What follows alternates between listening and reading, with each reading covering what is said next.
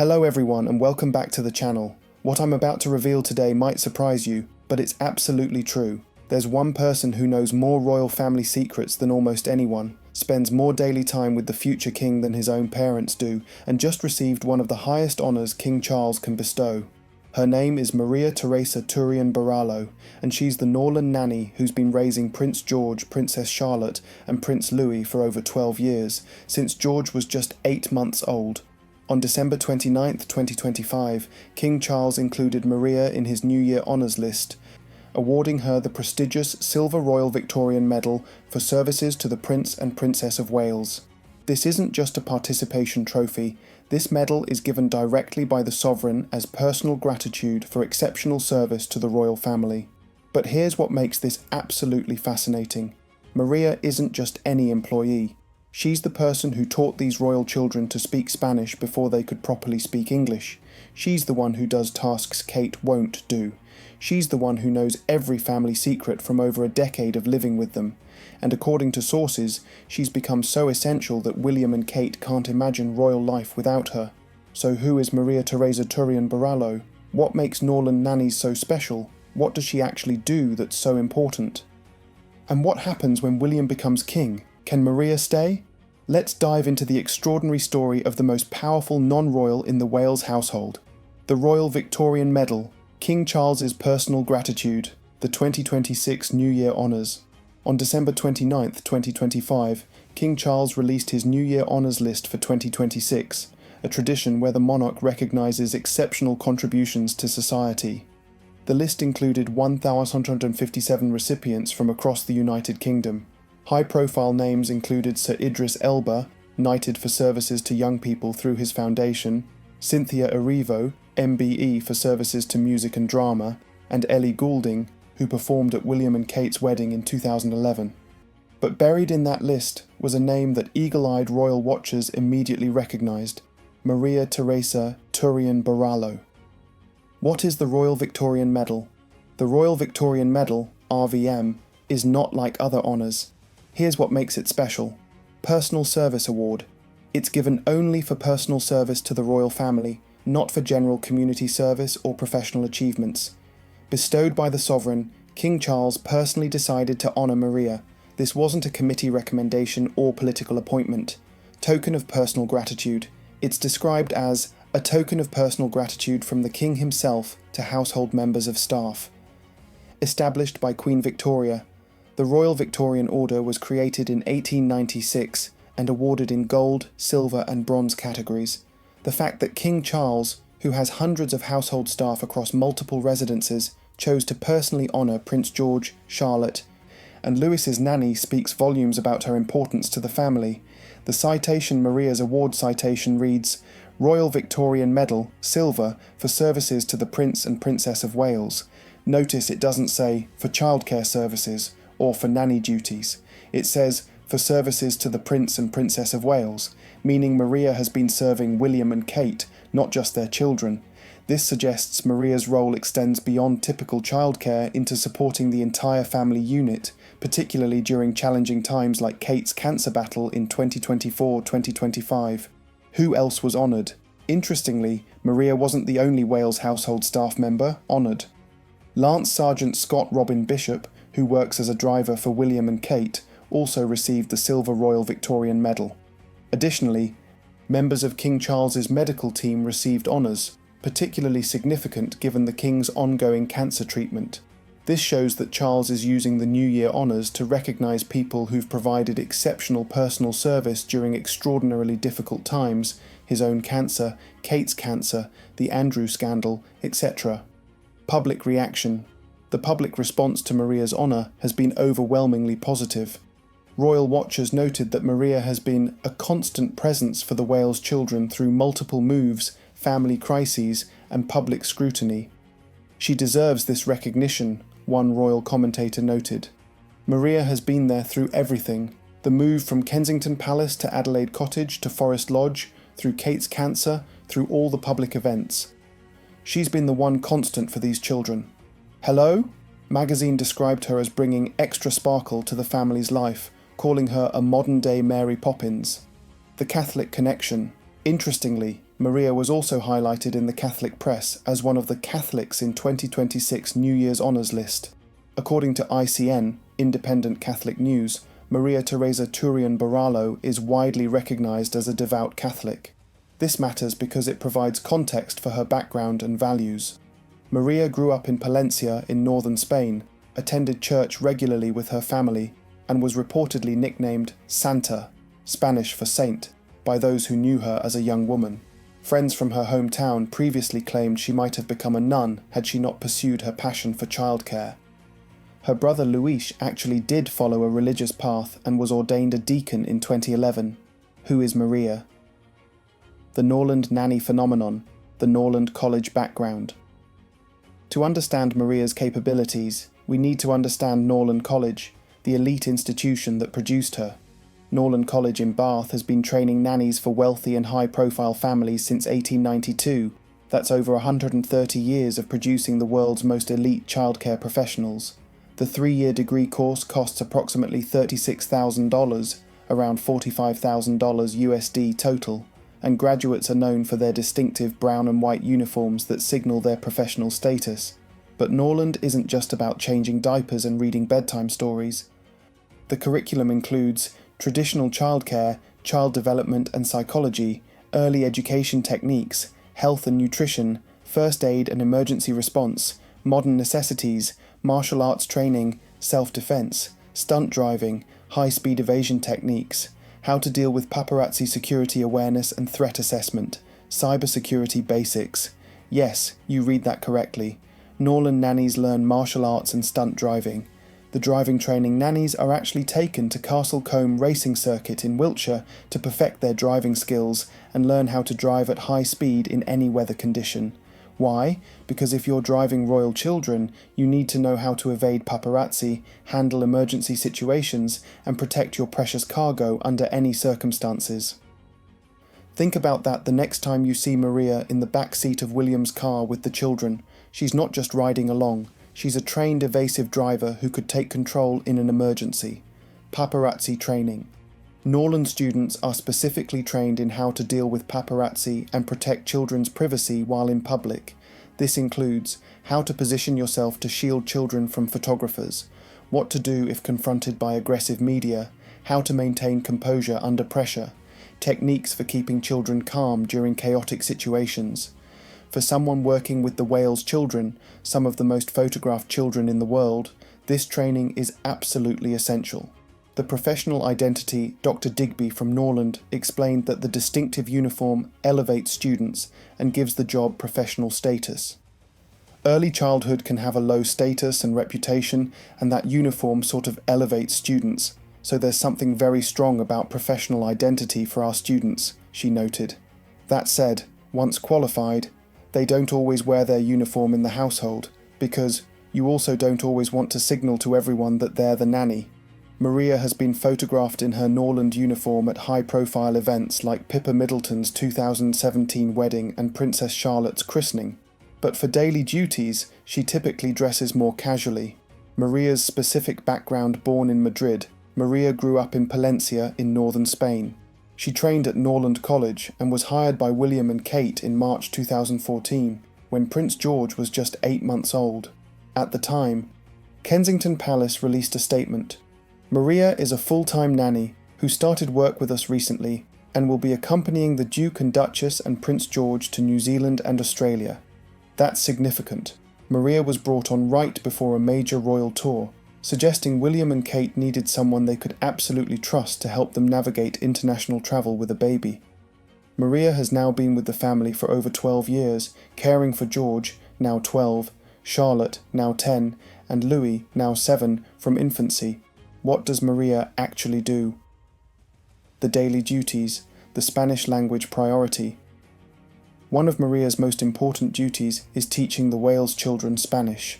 According to Hello magazine, Maria, who is Spanish, has reportedly been instrumental in helping the children to learn the language. This isn't just casual exposure, it's serious language instruction. Reports suggest that by the time Princess Charlotte headed off to nursery, she could already count in Spanish. Prince George had also learned to count in Spanish at a similar age, Why does this matter? Because Prince William is proficient in French, Welsh, Spanish, German, Gaelic, and Swahili. Princess Kate has foundational knowledge in French and Italian. The Wales children will grow up to be working royals who represent the UK internationally. Being multilingual isn't just a nice skill, it's essential for their future roles. Online royal correspondent Danielle Stacey explained, "Given the fact that George, Charlotte, and Louis will probably carry out full-time royal duties in future and will meet people from all over the world, it's no wonder that the Princess of Wales wants her children to be confident linguists. Kate herself spent time in Chile on her gap year and likely picked up Spanish there, but having Maria as a native speaker providing daily immersion is invaluable." The task Kate won't do. According to reports, there's one specific everyday parenting task that Kate has explicitly delegated to Maria. While the exact task hasn't been publicly confirmed, sources suggest it involves the bulk of certain routine childcare duties that Kate prefers not to handle herself. This has led to speculation about whether it's school drop-offs, pickups, though Kate does these sometimes, certain aspects of discipline or routine enforcement, managing the children's schedules and appointments, coordinating with schools and activity providers. Whatever the specific task is, it demonstrates that even Kate, who's known for being a very hands-on mother, recognises Maria's expertise and trusts her to handle important aspects of the children's daily lives. Living arrangements. Maria's living situation has evolved over the years. 2014-2022, Kensington Palace. Maria lived with the family at apartment 1A, Kensington Palace. This made her immediately available 24/7 for childcare needs. 2022-2025, Adelaide Cottage. When the family moved to the more modest Adelaide Cottage in Windsor's home park, Maria stopped being a live-in nanny. She moved to a separate property but continued caring for the children daily. 2025, present, Forest Lodge. The family's latest move to the 8-bedroom Forest Lodge, their forever home, likely means Maria still lives separately but maintains daily contact with the children. The transition from live-in to live-out nanny suggests that as the children have gotten older and more independent, the family wanted more privacy while still maintaining Maria's essential role. The daily schedule. While we don't know Maria's exact daily schedule, the palace keeps these details private for security reasons, we can infer based on typical Norland practices and public sightings. Morning, likely helps with getting children ready for school, ensures they're fed and prepared. School hours, may handle errands, prepare activities, coordinate schedules, or have personal time after school, helps with homework, supervises activities, potentially teaches Spanish evening, assists with dinner routine, baths, bedtime, though Kate reportedly prioritises doing bedtime herself when possible. Weekends, holidays, accompanies family on trips, helps during royal events, provides support during public appearances. Maria has been photographed at numerous high-profile royal events. 2015, Trooping the Colour, famously holding baby George up to the window. 2015, Princess Charlotte's christening, in full Norland uniform. 2017, Pippa Middleton's wedding, in full Norland uniform. Caring for George and Charlotte, who were page boy and flower girl. 2018, Prince Harry and Meghan's wedding, 2025, Christmas lunch at Buckingham Palace, spotted in back seat of William's car. Countless other events, school plays, sports days, church services, family outings. The fact that Maria is trusted to accompany the children to such high-profile events, and is even visible in official photos, shows how integral she is to the family. The secrets Maria knows more than almost anyone. 12 years of insider knowledge. Think about what Maria has witnessed over 12 years with the Wales family. Personal moments, the births of Charlotte and Louis, private family celebrations and struggles, conversations between William and Kate, the children's developmental milestones, family dynamics and relationships, royal drama, the entire Harry and Meghan saga, from inside the family King Charles and Kate's cancer diagnoses, the Andrew scandal and family response, decisions about the children's education and futures, private conversations about royal strategy, behind-the-scenes royal life, how royal tours are actually planned, what happens before and after public events, how the family actually talks and interacts privately, the real dynamics between working royals. Maria knows all of this. She's been there for conversations, witnessed private moments, seen the family at their best and worst. Why, she'd never tell. So why haven't we seen Maria Borrallo's explosive tell-all book? Several reasons. Professional ethics. Norland training emphasizes discretion and professional conduct above all else. Legal NDAs. Maria almost certainly signed comprehensive non-disclosure agreements as a condition of employment. Personal values. Her devout Catholic faith and family background emphasize loyalty, service, and discretion. Career implications. Breaking confidentiality would end her career and make her unhireable for any similar role ever again. Genuine affection. By all accounts, Maria genuinely loves the children and respects William and Kate. She wouldn't want to harm them. But the fact remains, Maria could write one of the most explosive royal tell-alls in history if she ever chose to. The secrets she knows would be worth millions to publishers. The fact that she hasn't, and there's no indication she ever will, speaks volumes about her character and professionalism. The trust factor. William and Kate's trust in Maria is extraordinary. They've essentially given her complete access to their children and their private lives for over a decade. This trust was particularly evident during Kate's cancer treatment. During the months Kate was largely out of public view receiving chemotherapy, Maria would have been even more essential to maintaining stability and routine for the children. Sources suggest Kate specifically wanted to shield the children from the worst of her health crisis, and Maria would have been instrumental in keeping life as normal as possible for George, Charlotte, and Louis while their mother was sick. The influence question. Here's an uncomfortable question that some royal watchers have raised. Does Maria have too much influence over the future king and his siblings? When you spend more waking hours with children than their own parents do, which is often the case with royal working parent situations, you inevitably shape their values, behaviour, and worldview. Maria has been teaching these children since they were babies. She's instilled discipline, taught them languages, modelled behaviour, and provided comfort during difficult times. Will George grow up remembering Maria as the primary caregiver figure more than his own parents? It's a sensitive topic, but it's worth considering. The one thing Kate insists on doing herself. The bedtime boundary. According to royal sources, there's one parenting task that Kate absolutely insists on doing herself whenever possible: bedtime. Kate reportedly takes over from Maria for bath time, story time, and tucking the children in, creating that crucial parent-child bonding time at the end of each day. A source told Hello. The Princess of Wales insists on picking up this parenting task from the family's nanny, Maria Teresa Turrion Borrallo. This boundary is important because it ensures Kate maintains that intimate connection with her children despite Maria's extensive daily involvement. Kate's hands-on philosophy. Kate has always been more hands-on than many expected a future queen consort to be.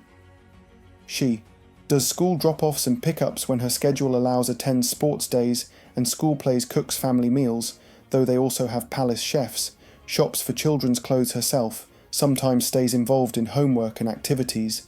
But Kate also recognises that she can't do everything. She has royal duties, charity work, and public appearances that take her away from the children regularly.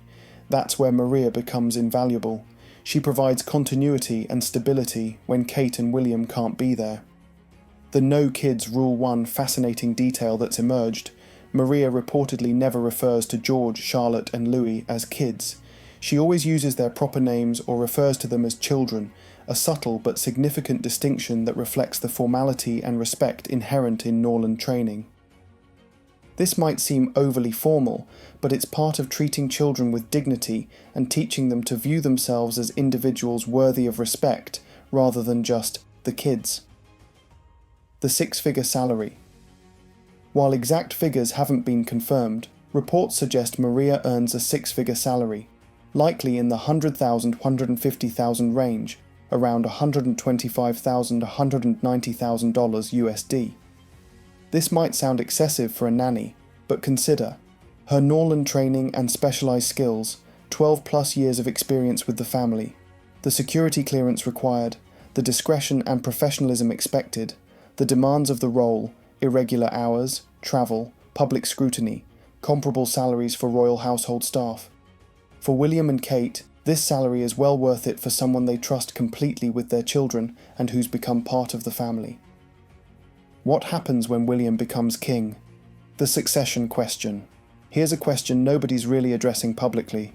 What happens to Maria when William becomes king? George is currently 12. Charlotte is 10. Louis is 7. If King Charles lives another 15-20 years, which is very possible given modern medical care, George will be in his late 20s, Charlotte mid-20s, and Louis early 20s when William becomes king. At that point, they won't need a nanny anymore. But will they still want Maria involved in their lives? The precedent. Looking at historical precedents, royal nannies typically stay with the family until the children reach late teens, sometimes transition to other household roles, occasionally stay connected as informal family friends, usually retire once their services are no longer needed. The longest-serving royal nanny in recent history was Marion Crawford, who cared for Queen Elizabeth II and Princess Margaret from 1932-1949, 17 years. Crawford famously broke royal protocol by writing a tell-all memoir, The Little Princesses, after leaving royal service. This caused a permanent rift with the royal family, and she was never forgiven.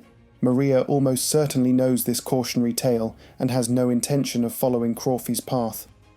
Maria's age factor. Maria was in her early 30s when she started with the family in 2014. That makes her roughly 42 to 43 years old now in 2026.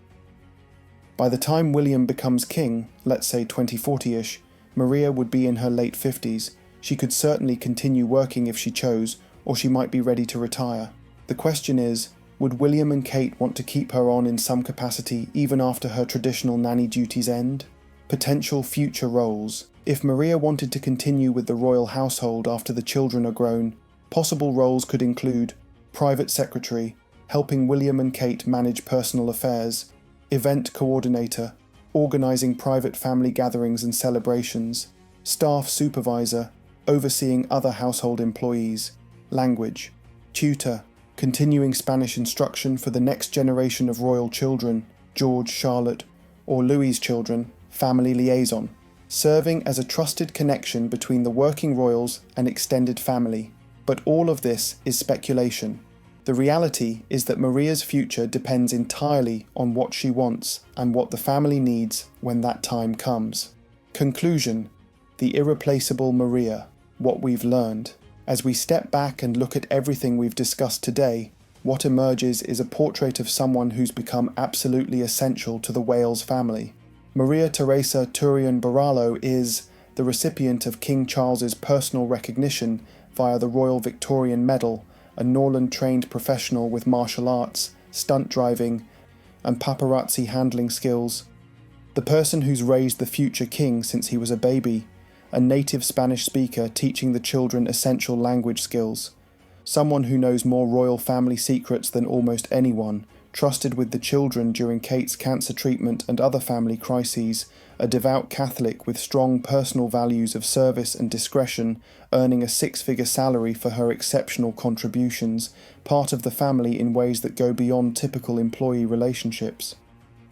The ultimate question: is Maria the one person George, Charlotte and Louis love more than William and Kate? That might be overstating it, but she's certainly one of the people they love most. After spending 12 plus years together, Maria isn't just the nanny, she's a maternal figure, a teacher, a confidant, and a constant presence in their lives. For George in particular, Maria has been there since he was 8 months old. She's literally been part of his entire conscious life. The bond between them must be extraordinary. The uncomfortable reality. Here's the truth that's uncomfortable for some people.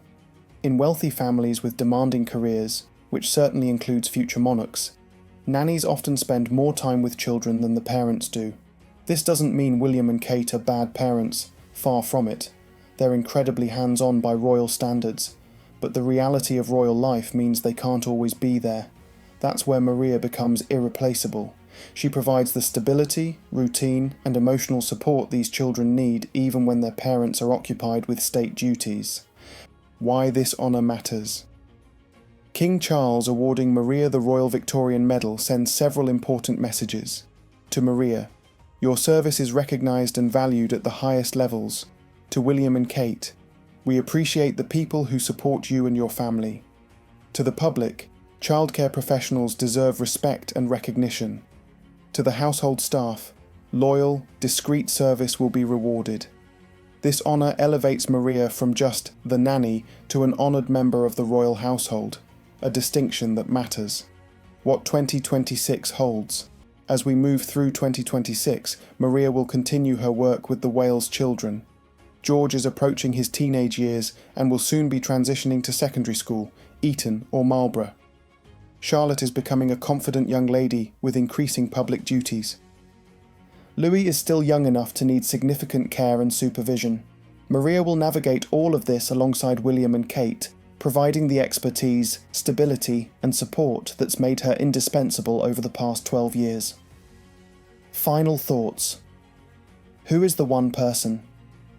George, Charlotte, and Louis love more than William and Kate. Well, they probably don't love her more than their parents. That would be unusual and concerning. But do they love her as much? Do they see her as a second mother figure? Do they trust her implicitly and rely on her emotionally? Almost certainly yes. And that's not a problem. It's a testament to the extraordinary woman Maria Teresa Turrion Borrallo is, and the exceptional work she's done raising 3 royal children who, by all accounts, are growing up to be well-adjusted, confident, and kind.